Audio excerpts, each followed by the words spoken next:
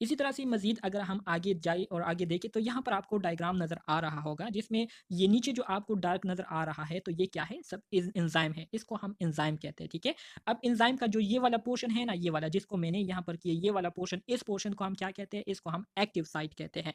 Active site इसको हम इसलिए कहते हैं क्योंकि यहाँ पर जो है सबस्ट्रेट कंबाइन होती है, इस एक्टिव साइट के साथ सबस्ट्रेट जो है कंबाइन होकर क्या करती है? सबस्ट्रेट कन्वर्ट होती है प्रोडक्ट में। ये एक्टिव साइट सबस्ट्रेट पर एक्शन करके इसको प्रोडक्ट में कन्वर्ट करती है।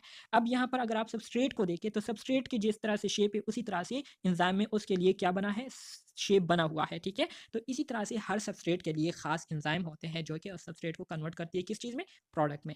सो यहाँ पर जब सबस्ट्रेट एंजाइम के साथ रिएक्शन कर लेता है, तो यहाँ पर ये सबस्ट्रेट एंजाइम कंबाइन हो जाते हैं, इसको हम एंजाइम सबस्ट्रेट कॉम्प्लेक्स कहते हैं।